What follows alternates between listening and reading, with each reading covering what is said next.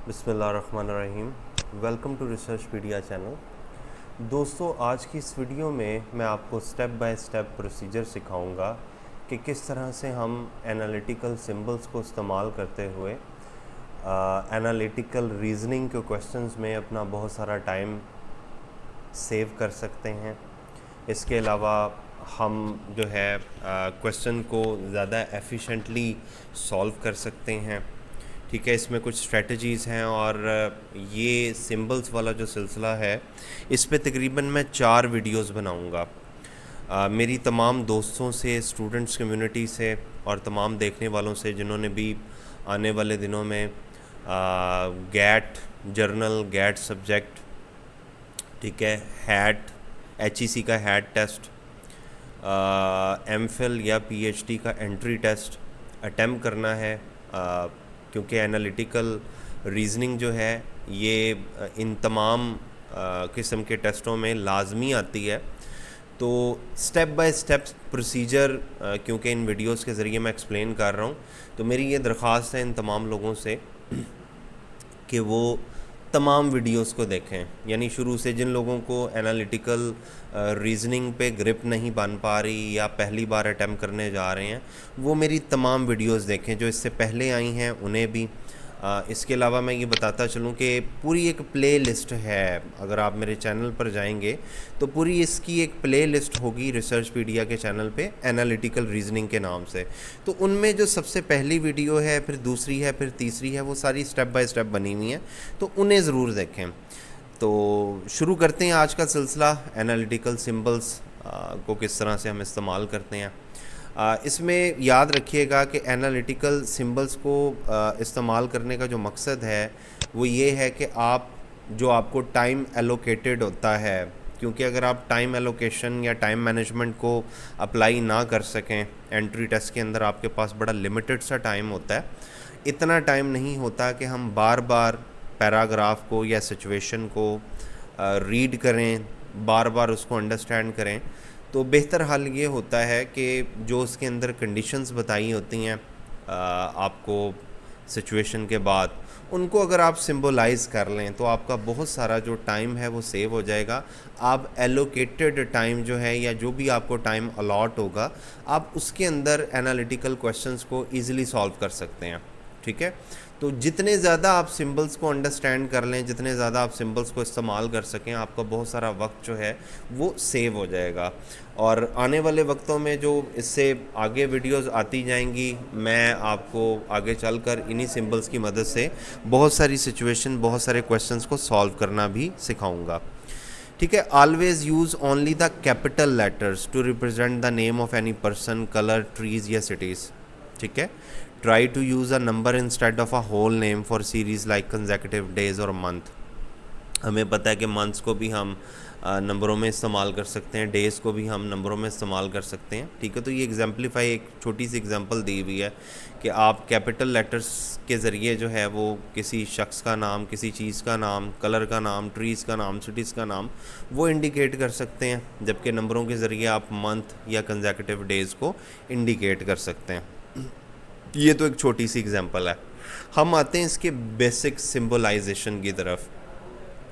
आपने सिचुएशन को अंडरस्टैंड करना है और उसको इस तरीके से सिंबलाइज करना होता है। ठीक है, लाइक इफ़ देन की कंडीशन लगी हो, जैसे बाज़ सिचुएशन में आपको या कंडीशंस में आपको लिखा होता है कि if A selected for a group, if A selected for a group then B must be selected with A. ठीक है, अगर ए को आप एक ग्रुप के लिए सेलेक्ट करते हैं तो बी को भी आप सेलेक्ट कर लें। And if B is selected for a group then A may be selected but not compulsory. अब ये अगर आप साइन पे गौर करें तो अगर आप किसी ग्रुप के लिए ए को सिलेक्ट कर रहे हैं तो बी भी उस ग्रुप के लिए सिलेक्ट होगा, लेकिन आप गौर करें बी से एरो जो है वो ए की तरफ नहीं आ रही। यानी जिस ग्रुप में बी सेलेक्ट होगा ज़रूरी नहीं कि ए भी उसमें सेलेक्ट हो जाए। ठीक है, अब इसको मैं एग्जाम्पलीफाई करने के लिए आपको समझाता हूँ वर्ड की फ़ाइल के ज़रिए। मसलन ये आपके सामने एक वर्ड की फ़ाइल है, यहाँ पे मैं एग्जाम्पलीफाई करता हूँ।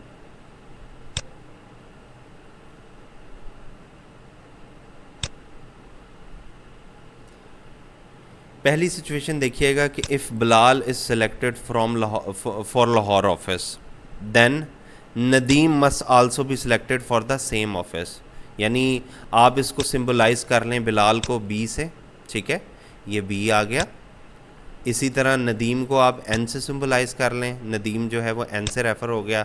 सो सिचुएशन ये कह रही है कि अगर बिलाल को आप लाहौर ऑफिस के लिए सिलेक्ट करते हैं तो नदीम भी उसी ऑफिस के लिए सिलेक्ट होगा। तो सिंपली बी एरो एन, ठीक है।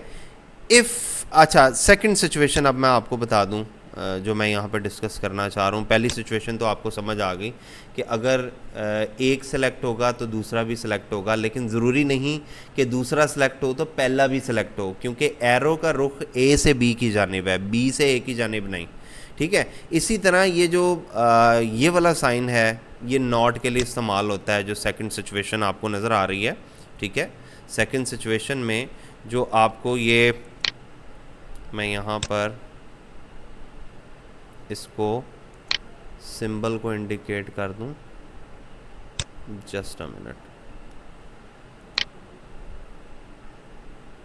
हाँ जी, ये जो आपको साइन नज़र आ रहा है ये नॉट के लिए इस्तेमाल होता है, ठीक है। इफ़ नॉट देन नॉट, इसका मतलब ये है कि अगर किसी ग्रुप के लिए ए सिलेक्ट नहीं हो रहा तो बी भी सिलेक्ट नहीं होगा, ठीक है। If A is not selected then B must not select in that group, ठीक है। इसी तरह बाज़ सिचुएशन ऐसी होती हैं कि जिसमें ए सिलेक्ट हो गया लेकिन बी सिलेक्ट नहीं हो सकता, ठीक है। अगर मैं किसी ग्रुप में ए को रखूं तो उसमें मैं बी को नहीं रख सकता, दैट इज़ द केस।